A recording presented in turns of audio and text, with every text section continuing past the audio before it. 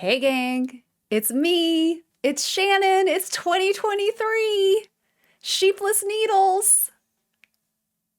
Vegan podcast. Not about being vegan, where we do all sorts of fun stuff, where we talk about knitting, we talk about gaming, we talk about bunny rabbits who have decided to be off camera as soon as the camera rolled.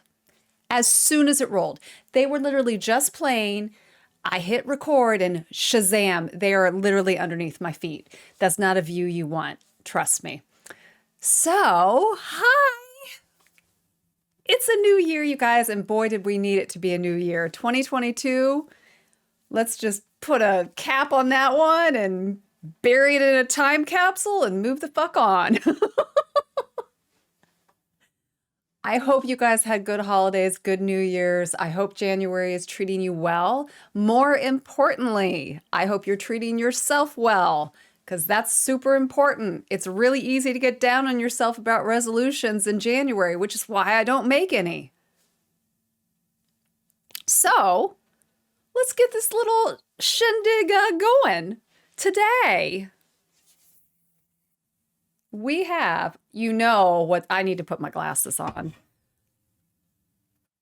on a second. Okay, kids, what do we got? We have here, you'll get to see one side and I'll look at the artwork and then I'll flip it and you can look at the artwork and I'll tell you what it is. It's an ISO Heaven India Pale Ale, 7.2% alcohol by volume, 16 fluid ounces. Sorry, I'm covering my mouth, which I shouldn't do if people need to read lips. The art is by Kevin McKinnon, who is at Flounder Tattoo. This is brewed by Toxic Brewery, which is a brewery in downtown Dayton. They've got some really solid beers. In fact, I'm just going to go out on a limb here and tell you that if you were ever, for whatever reason, I'm not questioning your choices in life, but if you decide to vacation in Ohio, the one thing I'm going to tell you is I really think wherever you are in Ohio, we've got a ton of breweries and we've got a ton of really solid breweries. Cleveland's got a bunch. Cincinnati's got a bunch.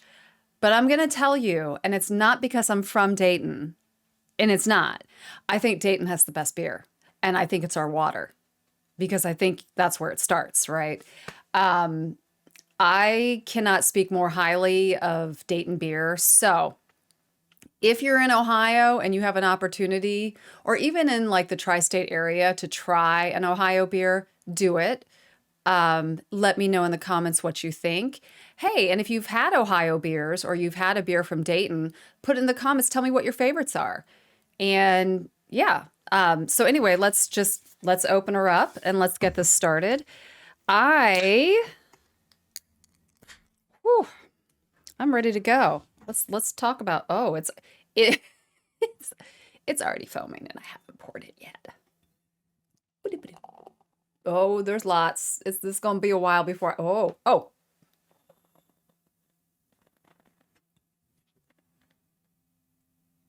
Emergency.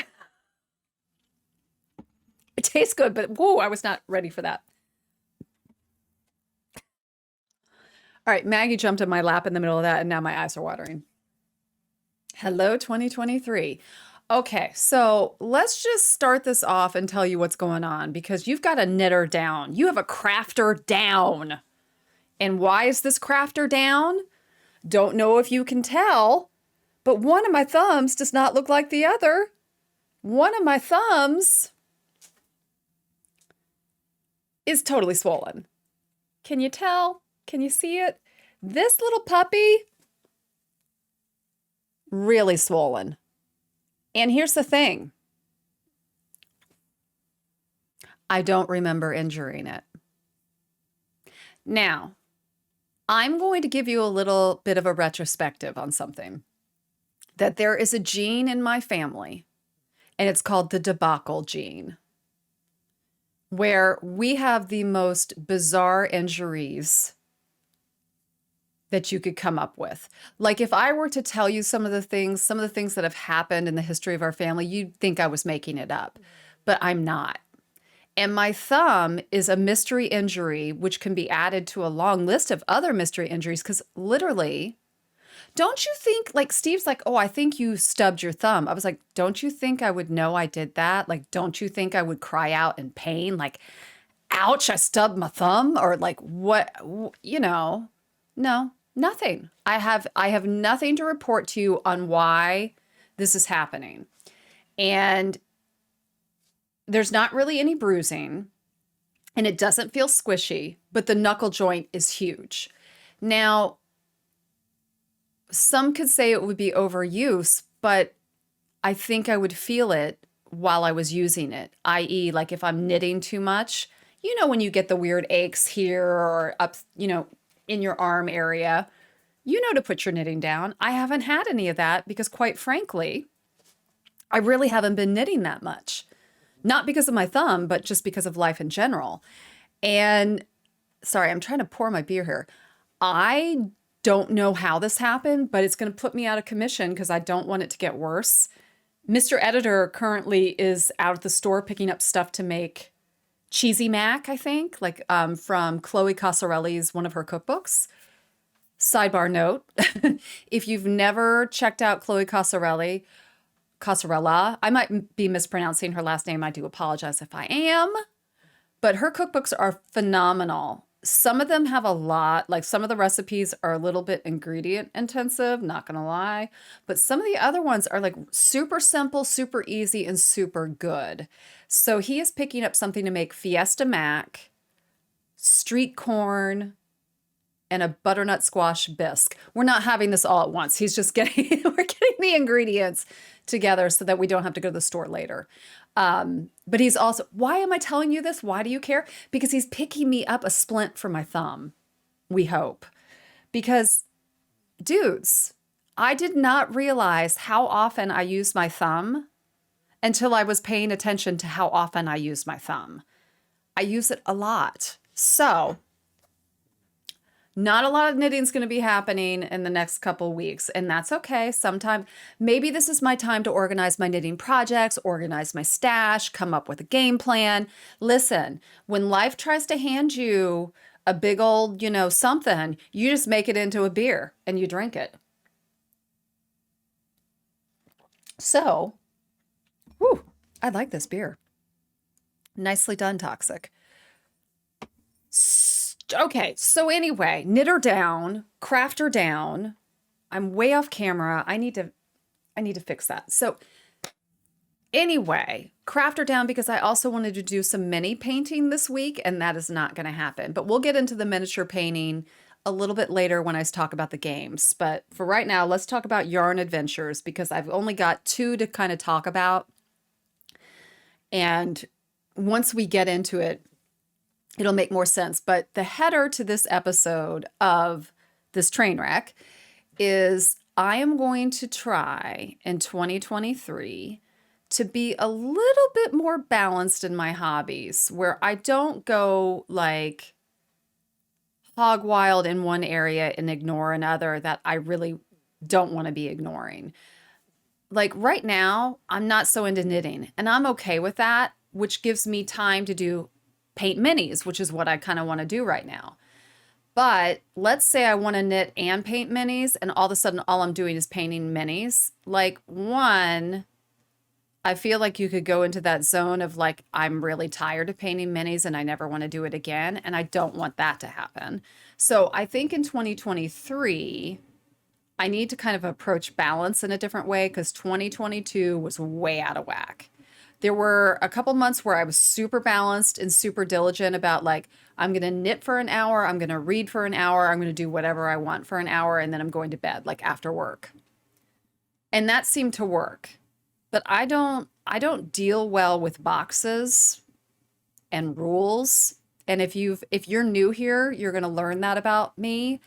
A lot of things that I take on, I just kind of teach myself either via the internet or asking people or just diving in. It can lead to some really great things. It can lead to some spectacular failures, which are fun to watch. But I just don't deal well with being told this is where you need to be and this is how you need to do it. And I also don't deal well with the people who tell you that's where who give you that box. So I'm not a big person into authority. And really, who is? Who wants to be told what to do, right? Well, that's not a shade on the S&M community. Listen, if you want to be told, I got your back. You're good. Um, but this girl here needs a little bit more of a loosey-goosey nature to life because otherwise I will become addicted to that box and it becomes a comfort zone and I no longer take risks. And I don't know if that makes sense, but what I have found, it just for me in my own life is if I stick to a habitual pattern, it becomes a safety net. And I use that habitual pattern as an excuse not to go outside of it, not to try new things, and not to challenge myself. And so I try to break that barrier whenever I can because I think that you can't really be creative anymore when you lock yourself in. And I think locking myself in is a coping mechanism when I don't want to deal with failure. I'm hoping that registers as as anything, but that's kind of what goes on in my head. So, 2023, starting it off with a crooked thumb. It's all right. We're going to get through it. We're going to figure it out. And we'll see where the hobbies take us. There's, what hobbies do I want to like really delve into this year? Obviously, I want to continue with my knitting. I want to continue with gaming for sure, D&D, for sure, board games. Absolutely need to add in some mini painting. And we'll see where that takes us. Reading's always there because I think that's more of like a mind hobby. I don't know. I feel like I'm smoking crack today. I don't know what's going on. So that's about as much of an agenda on the schedule that you're going to get from me. So let's talk about some knitting. I only have one finished object, and this is my second cast on in 2023 and my first finished object. Ignore what just happened there. This is the Ross hat. And if you are not familiar with Ross, smells like yarn, love him. He's a great spirit and he's a great knitter. And the Ross hat, if you you can even just search the Ross hat, but I will put this in the show notes.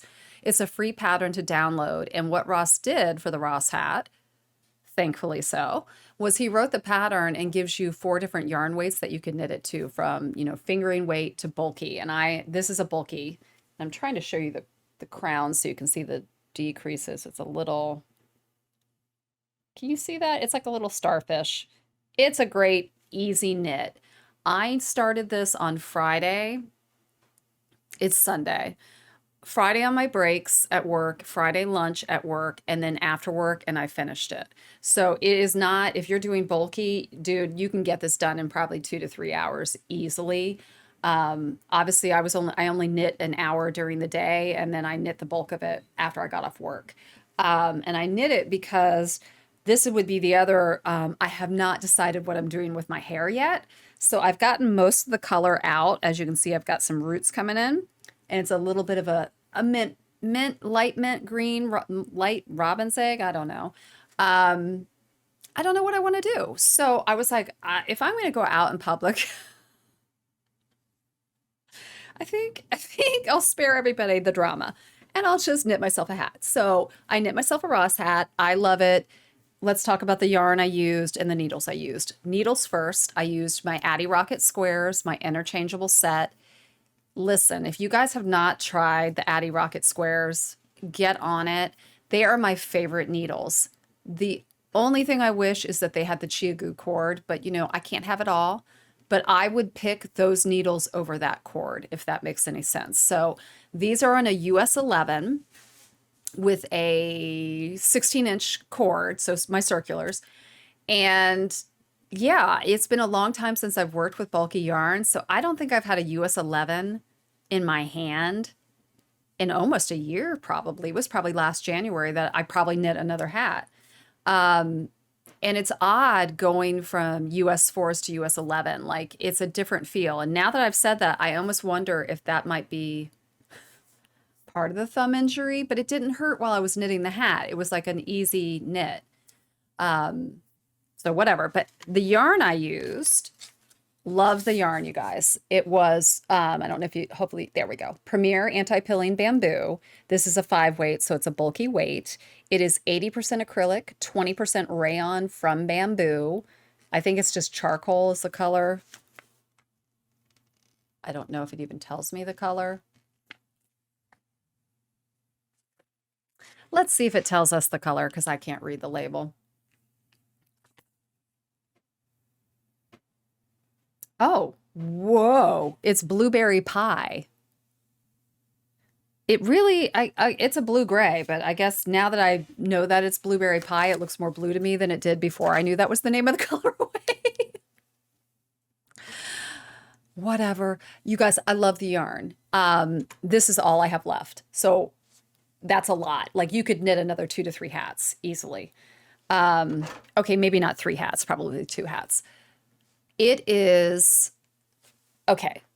It is super squishy, super soft. I wish, I don't know, is anything, there's no squeak. That rayon balances this acrylic so well.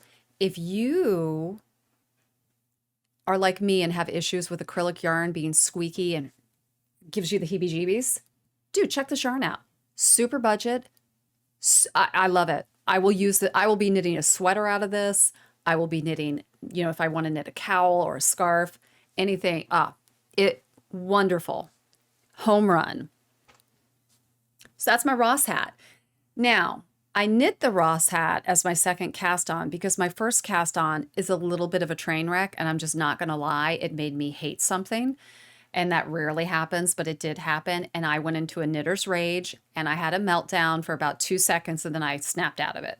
But let me tell you what's happening. And this is not my fault. I blame my sister 100%. So Stephen West put out, it's like a year of socks basically. So you buy in advance the year and then once a month a pattern drops. So the first pattern drop for the socks, the Painting Bricks socks. I will have Mr. Editor put a photo up yonder so that you can just look at them because what you're going to see from me really will have no resemblance to those at all. It's magic loop, you guys. This is my issue. I will show you what's happening in a minute, but I want to discuss what I think the problem is so that when you see the problem areas, you can be like, aha, you may know right away what I'm doing. You can put it in the comments and I'm good with that.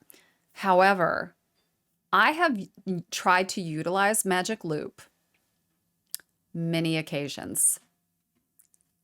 I don't like it. You guys, I don't like, well, first of all, casting on in the round for Magic Loop is a nightmare for me. I'm sure for some of you are like, I could do it with my hands tied behind my back with my 2 front teeth. Whatever, have at it, because this girl can't. I go into the claws of death. Holding those needles together and oh my God. If you could squeeze a diamond out of my hand at that point, it would happen. I'm just saying that's how much pressure goes on and it doesn't go well. Where it really goes wrong is not at the join. Like it's not at that join seam. I'm good on that. It's the other end. It's the opposite side. So in this case, in this pattern, I'm not going to give a lot away other than to tell you that I cast on 60 stitches. So there were 30 stitches on either needle for the Magic Loop, right? And it is when you hit in between 30 and 31, that turn, it's a train wreck. I have tried everything. I have no idea why my hand, what is going on, what I'm doing wrong, but it's like this every time. Now, again, I am a self-taught knitter, so I know I'm doing something technically wrong. Like there's an easier way, but my little hands and my little brain have not figured it out yet. You might know right away. let me know. I don't know that that's going to alter my opinion on Magic Loop because for reasons. But okay, so here we go. What I am using to knit the socks, I'm using my Trailhead Yarns Advent Calendar, okay? So this is the colorway Bob's Your Uncle. This will be the main color. This is their Appalachian Trail yarn base, and it is 80% cotton and 20% nylon, so it is a sock yarn. I'm not even going to show you what I'm using for the bricks. It's the same yarn, just different colorways. Because you guys, I'm not even to the bricks yet. I'm still on the friggin' cuff. All right, so you will notice immediately as I pull this out that I am not doing Magic Loop. I am on 9-inch circular needles. Why, Shannon, are you on 9-inch circular needles? Because, dudes, I gave up. I said, screw it. I'm giving this up. I'm not doing this to myself. It's making me hate knitting, and it's making me hate my hobby. And once something makes me hate my hobby, probably shouldn't be doing it, right? So, all right. So here is, if you look for you guys, it's going to be over here, right there. Okay. That, and this is where I'm knitting now. From that knot down, that was Magic Loop. From that knot up is the circulars. So does it look great? No. But what you're going to notice is it is much more even once I got on the circulars, right? Like, look at that seam. It's just much cleaner. I am not a clean Magic Looper, and I know people will be like, Shannon, it just takes time. Listen. There is only so much time that I'm willing to devote to a technique that I genuinely don't like, right? All right, so now I'm going to flip it over and we're going to talk about the train wreck that was the stitches 30 to 31, that turn seam. And I'm going to try to make this so it looks, there you go. Again, the bottom half of this, all right, there we go. The bottom half of this that you're looking at is the Magic Loop. The top half is the 9-inch circulars. Gee, which looks better? Well, that's a no-brainer. So here's the deal. I don't really care because the construction, it's a folded in cuff. So really what's gonna happen is this. So you're really only gonna be looking at what I did correctly. Or cleanly might be the better way of saying that. You guys, does anybody else have this problem with Magic Loop? Do you, like, what's the point?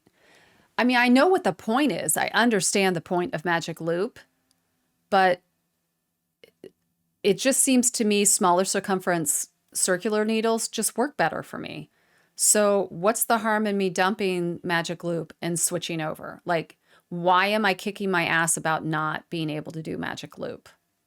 Like, there's a lot of things in life I can't do. I can't run hurdles, but I'm not sitting around like going, you're an asshole because you can't run hurdles or jump hurdles or hurdles, whatever you do to a hurdle.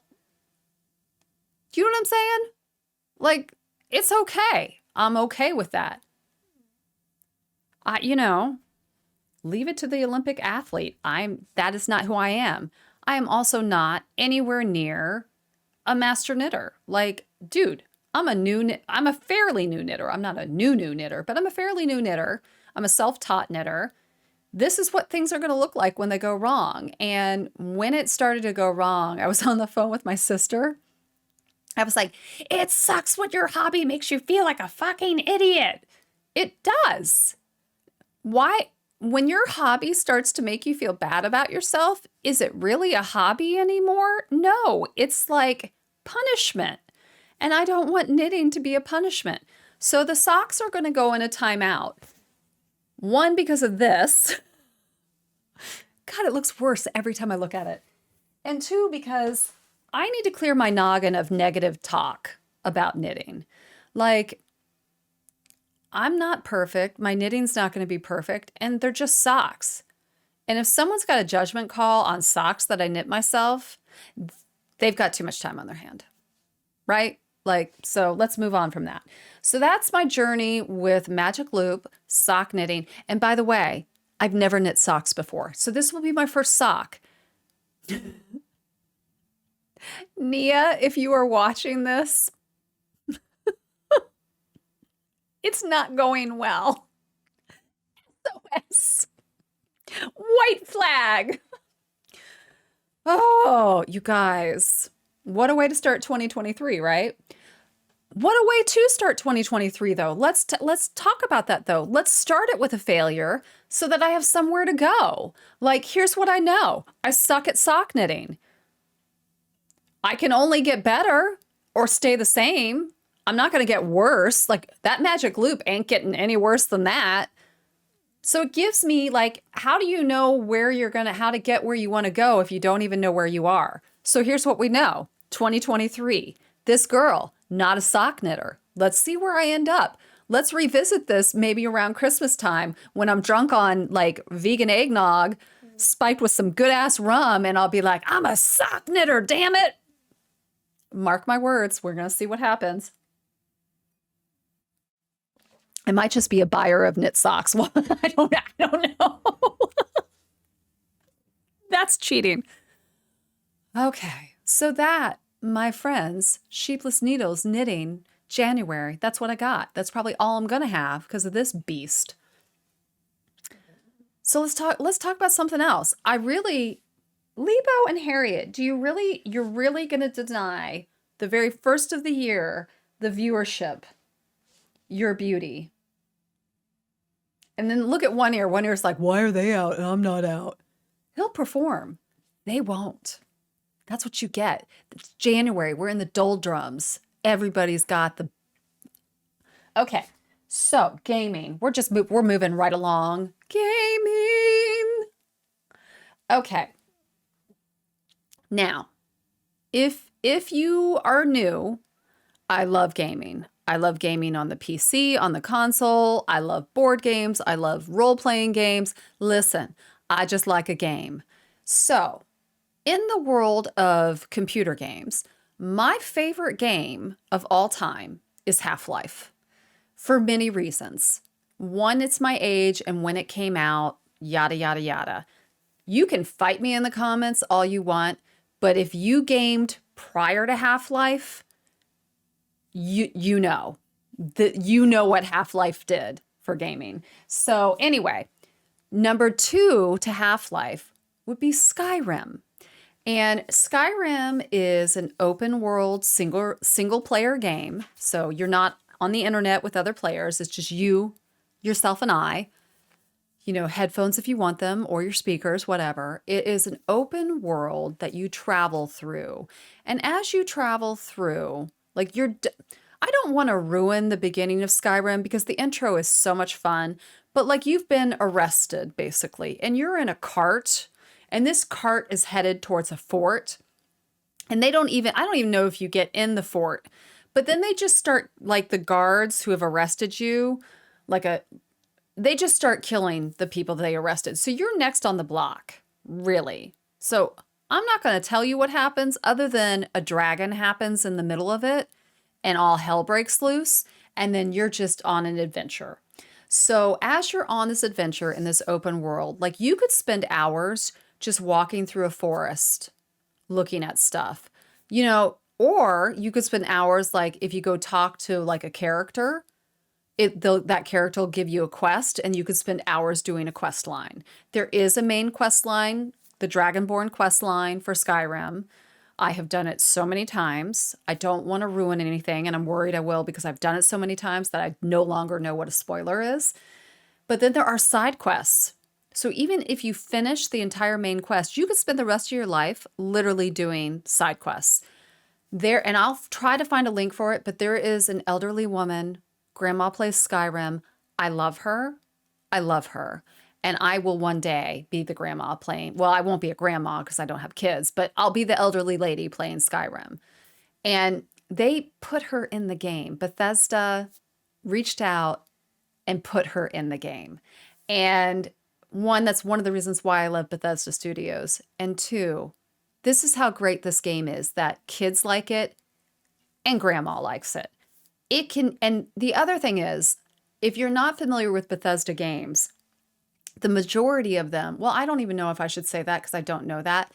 You can mod Skyrim. There are hundreds and hundreds and hundreds of mods where individual programmers and players have written mods that you download or you update the game with, and it changes the game. So it could be visual changes where it adds weather elements or cleans up the environment. There are some naughty ones where it's like naked players. I'm just saying there's like some boobies and stuff. If you're into that, whatever you want. There's just the options are endless, or you could play it vanilla with no mods. So it's just such a great game. I could talk about it for hours, and I've already been waxing poetic for a while. So anyway, Mr. Editor and I, we are at our local comic book store, which is like literally 2 blocks from my house. And we were going there to see if they had an expansion for the next game I'm going to talk about. But while we were there, Steve's like, oh my gosh, I didn't know this was out yet. And what it was, it is the Skyrim board game. This is just the lid. Now, here's the deal. The artwork for this game is straight out of the computer game. It's straight up. The map that you use to like travel the land is the board for the board game.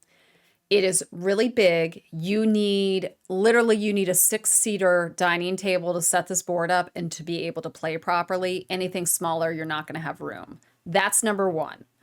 Number 2 would be, if you're not familiar with the lore of Skyrim, I don't know how this product is going to register with you. Because I already know the world of Skyrim, I know the lore, I know the story, I know the Jarls, I know the characters. If you know none of that, I don't know how much fun this would be for you. And so what I would tell you is if you've never played Skyrim, this is not the way I would introduce yourself to Skyrim. I would either get it on a console or get it on your PC. Now, I started playing it on the console. That's how I started playing it. And my husband is much more PC oriented. Right now I am playing it on my PC, but you do you, whatever you're more comfortable with. I would recommend that before I would recommend this board game because it just, there's something missing. There's something missing. Like, I don't know how to explain it. It's not that it's not fun. And let me put it this way. If the power went out and I wanted to play Skyrim, I'm going directly to this board game. Because you can recreate the game playing this, but you would need to know the game to be able to do that. Because you do have to house rule some things that are really ambiguous in the rule book. I'm not going to say that the rule book isn't complete because it is, but I am going to say there's like, when you set the game up, you have like character cards. There are cards that you use and you roll dice to do things. It's heavy dice rolling, which we know I love. But there are some cards that just are so confusing. And if you try to look them up on the internet, like if you look, you can't find anyone talking about them, or people will have the same exact question that you have, like it makes no sense. So then you have to house rule things. So if you're not comfortable house ruling things and making things up as you go, definitely not for you. If you already know Skyrim and you love Skyrim, you'll be okay with this. I think it's a bummer to say that because I wish this would introduce people to the world of Skyrim and bring them into the actual game again, but I don't think it's going to work that way. I think the people who are going to like this game are the people who already know the game. I think if you don't know it, this is not going to be for you. You're not going to have a good experience, and then you're never going to want to play the computer game or or it on console. So that's my review, I guess, is what I would say. And I don't really want to talk about the gameplay of it because I think it gets really intricate and confusing, and there's no point in doing that. So we picked this up. I would say Mr. Editor and I have played like 12 hours, 12 to 15 hours maybe. And man, the first time was a disaster. And the first time we ever play a board game together, it's always bad. We're always bickering. He is like, let me check the rule book. And I'm always like, time's a ticking. So the first time was not so great. Second time was much better. Um, but we will play this through. We will get our money's worth because it is over $100, people. So yeah, um, I will be playing this whether I like it or not because I refuse to spend that amount of money and not get my money out of it. So I will make it fun. And all I keep thinking is, we just need the power to go out and I'll play the fuck out of this. Okay, so that is Skyrim. There are no minis for it. I'm sure you can find minis online, but no minis with it. And that would, God, I got hair in my eye. Okay, so that brings us to the second game. Now, I have talked about this before, you guys, ad nauseum, but we're going to talk about it a little bit more today. This is, dude, okay, Dark Souls. Now, if you're familiar with the trilogy that you can play, I think it's console. I think, can you get it on Steam? I don't even know. Listen, this is a very challenging, gritty game that you die a lot in when you play it on PC, console, whatever you play it on. The board game is no different. And the board game, when you open it, has my favorite thing. Oh, shiitake mushrooms. I like how I just edited me saying the word shit, but I don't edit worse words. You know, whatever. This is what you see when you first open it. Teehee, which is literally my life when I play Dark Souls or Elden Ring. Elden Ring is kind of like, I don't want to say it's like a successor to Dark Souls, right?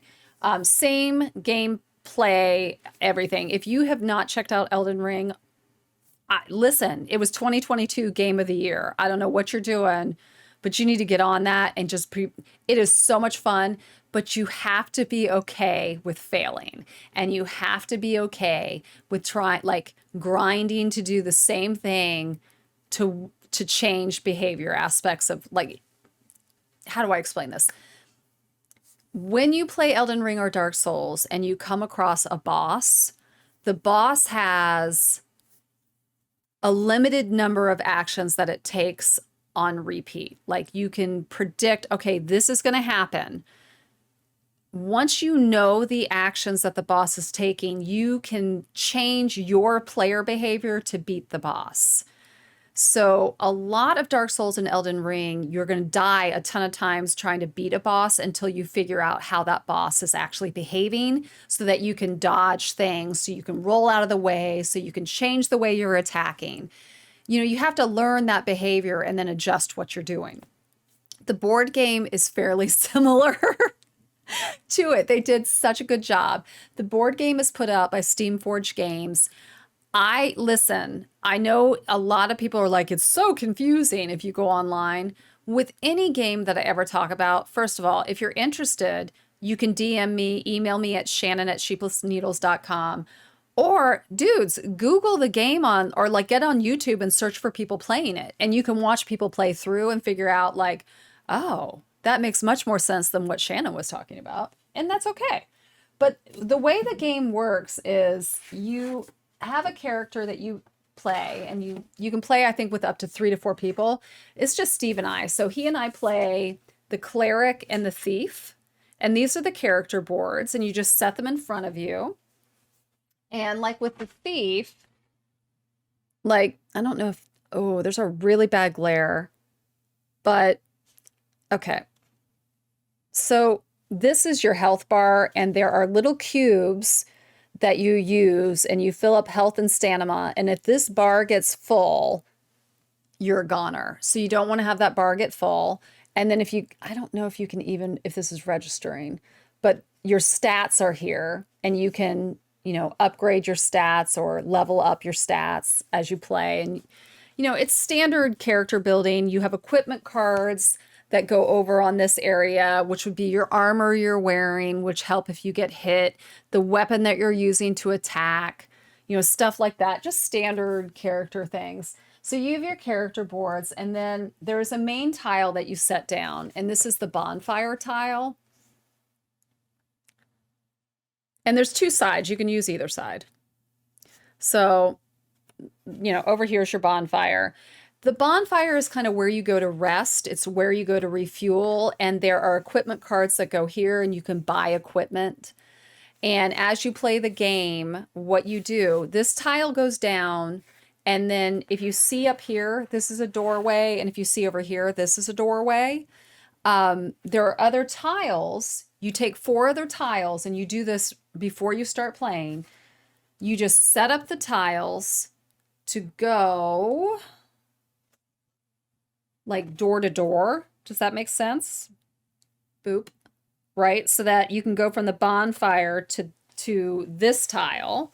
And then from this tile, you could go to another tile. And you have 4 of these tiles. And you can do whatever side you want. Like there's no rhyme or reason. And then when you do that, there are these little cards that are called event cards that come with the game. And they have 3 difficulty levels. So there's 3 different difficulty levels, like easy, moderate, and hard. Listen, there's no easy. It's all kind of hard. But what you do is each board, each of those 4 boards gets a card turned over. And as you enter that room or enter that area or that board, you flip it over. And on the flip side of the card, it will tell you, hey, you need to, I'm trying to get this so there isn't a glare. You need to put like 2 crossbow hollow men here. You need to put, 3 skeleton archers here or whatever it is. And then you're going to put a barrel here and you're going to put a gravestone here. The yellow circles, these are called nodes. Those are your movement nodes. So like, oh, sorry, Matt, I just elbowed my cat. So if you want to move, you're going to be like, here's your movement. You can move here, here, here. And the goal on these tiles is once you enter that room and you know what enemies you have, it's a fight till the death. Right? So you're trying to clear the enemies and move to the next area. And you want to clear 4 areas. And once you've cleared the 4 areas, there is on the 4th tile, there's something called a fog barrier. And if you're familiar with the video games on both Elden Ring and Dark Souls, you know exactly what a fog barrier is. And when you traverse the mist, there's a big bad boss. And the bosses have their own tiles as well. And do I have one? Let's see. Yeah, I do. So like this is a boss tile. So there's just one place where the boss goes, right? And bosses have their own cards. They have their own actions. And like the game, they have their own deck. And it's got like maybe 4 cards in it. So you don't shuffle it. You just keep it on repeat. So if you can learn what those actions are, you will know how to beat the boss. The trick is to beat the boss before you die 4 times, because if you die 4 times with 2 players, you're done. And if you die, like if you fill the status bar, on your character card down here, you're dead. It doesn't mean you're perma-dead. You go back, once that happens, you go back to the bonfire tile, right? Here's your bonfire tile. And everything resets. So let's say you had already cleared all 4 tiles, made it to the boss tile, which would be the 5th tile, and you die, all the tiles get reset and you have to start over. The trick is, depending on how many players you have, that determines how many deaths or resets you can have. With 2 players, you get 4. There's 4 resets. You have 4 chances. We die all the time. Like, it's so much fun.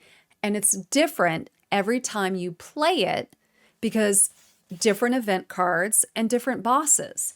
So, and you guys, it comes with minis, right? So we already know I'm in heaven. And one of my goals, I'm knocking shit over. One of my goals for 2023 is to start, I don't know if I'm going to get through all of the Dark Souls minis, but I'm going to start painting them. I've painted a few of them. Like I have a few of the characters painted, but let me show you a boss mini so you know what we're talking about. Ooh. Yikes. Okay, so I have utilized Ziploc bags for each of the different bosses. So each boss has their own Ziploc bag that has their own boss deck in it. But let me just pull out some of these. You guys, I'm about ready to knock over I cannot wait to paint this. Look at it.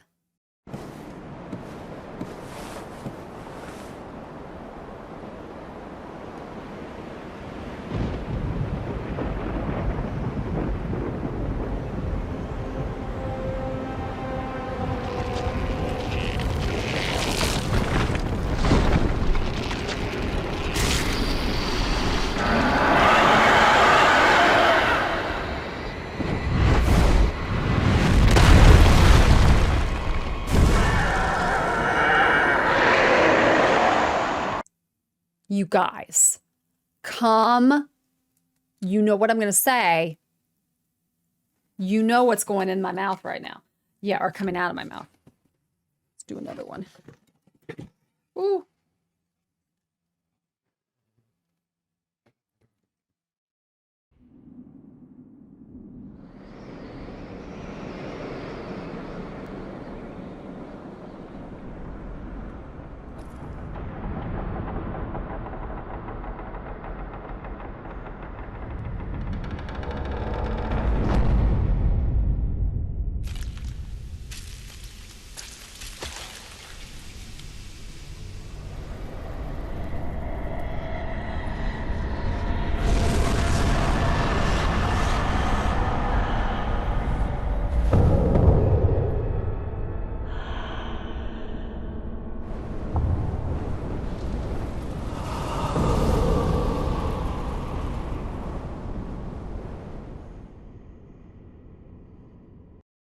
These are going to be so much fun to paint.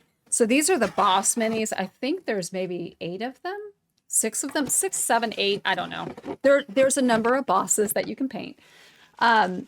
So one of the things I wanted to start doing this year was painting all of my Dark Souls. So if you are on the fence about this board game, first of all, let's talk about it this way. If you like a cooperative board game that might be a little bit challenging, highly recommend this. Highly recommend, if you do get it, watch some playthroughs so that you get comfortable with like how the game feels. The rules can be a little bit overwhelming. Like with any board game, the first time you play it, you have no idea what you're doing. You have no idea what you're doing wrong, and you figure it out as you go. That's just the nature of board games. You have to be okay with that, right? So I cannot tell you the amount of joy this game brings me because it's so spectacular when you die. Like, it is the funniest. I can't even explain it. And part of that is because I've played the games, via PC, and I am so used to dying in Elden Ring. Like, you'll just die. My favorite thing is when you get to higher levels in Elden Ring, you'll die from falling off stuff. You're not dying from getting hit by a boss. You'll just be like walking and boop, you fall off a bridge. It's like, what? But it's that kind of thing that just makes me giggle and smile. And so, yes, I highly recommend Dark Souls board game. Not an inexpensive investment. What I would do is see if you can find it secondhand. Check your game store, see if they have one open where you can try it out. Certainly you can play it without minis. You could use whatever you have around the house. So if you have somebody who just has the tiles, and the cards without the minis, you could try it. But come on, minis make everything so much fun. So excuse me, I cannot wait to start painting those. So we need to get my thumb better. You guys, look at my thumb. That is so bad. It is so swollen. Okay, there's this thumb. Look how big my thumb is. And then look at this one. Oh, it's really bad. So anyway, that's Dark Souls. And I think we're going to play, I know we're playing a board game in just a little bit. Like I gotta wrap this up, not only for your sanity, but for my sake. I don't know what we're playing though. So I kind of secretly hope it's Dark Souls, but we'll see. I'll play whatever. Anyway, so yeah, that's the gaming portion. I will, once my thumb is healed and I need to take a trip to my local game store because I need to take a look at different paints and things. I have a full set of like painting supplies for minis, but a lot of it is not the right color tone, and I don't know that I even want to bother with trying to mix that much paint. So I do want to go and look at inks and washes and shadings and things because obviously Dark Souls is going to be pretty gritty. I will try to film a lot of me painting, and here's the thing, I'm not good. So don't be expecting these minis to be like, whoa, but at least you can go on the journey with me. Like a painted mini, even if it's a bad painted mini, it's still a mini, right? Like who cares? And if worse comes to worse, you can always take paint off minis. There are products that you can remove paint. So I'm going to start with the smaller minis. I would rather mess up a smaller mini than a boss mini. So we'll go that route. And we'll do it together. You guys, it's a project and we'll do it together. So cheers, cheers to doing things together in 2023. Here's to trying to be a sock knitter. Here's to trying to be a mini painter and, all that good stuff. We'll see what happens. I don't have a clue how it's going to go. That's the joy of this podcast. You never know when it starts where I'm headed because I don't know either because I don't write anything down. I don't have an outline. I don't script anything. Hey, listen, it is what it is. I'm glad you're here. I'm super glad you're here. So hang out. Let's have fun this year. And you guys, I don't know what to tell you about the bunnies. Listen, I'm going to move the camera and maybe Mr. Editor can just so you're not watching me move the camera getting motion sick. I'm going to try to get it so you can see these two cutie pies who have been just laying down at my feet this entire time. So let's try. Okay, here we go. Well, there's a cat in my lap. There's Maggie. All right. Okay, so it looks like the mic stand is in the way. Okay, let's get the mic stand. Let's get the beer out of the way. Yada, yada. Well, that didn't work. That's their butts. I don't know if I can get this to... Yeah. Oh, wow. That's a failure. Failure. Take me away to where I always knew it would be. Funniest thing. Sidebar note. I don't know when... Whoa, microphone. I don't know when this conversation happened, but my husband and I were listening to Yacht Rock, and this is a while ago. Mr. Editor, I'm sure you'll remember this. And he turns to me, I think we were in the car, he's like, it just dawned on me. I said, what? He's like, this song is actually about sailing.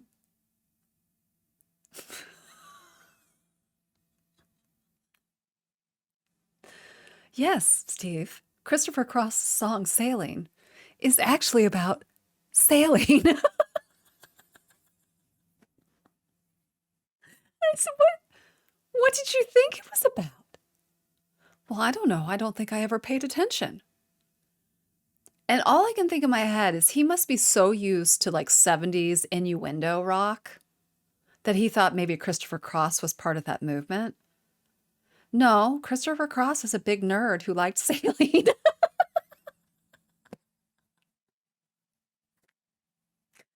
Listen, we learn something every day, all of us.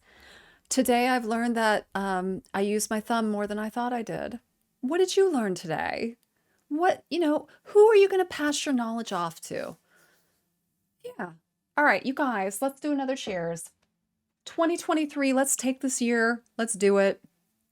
Let's not spit on ourselves, or if we do, let's try to make it look like we did it on purpose.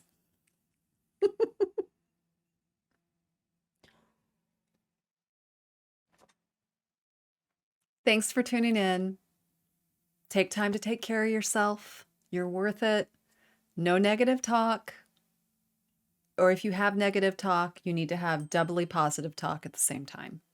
You need to be balanced with that. And I would say, I would rather positive talk than negative talk. That being said, please, please, please, take it easy on yourself. Just take it easy on yourself. That's it. That's all I got. That's all I got. I love you guys. Sailing takes me away to where I always heard it would be. don't know if that's right.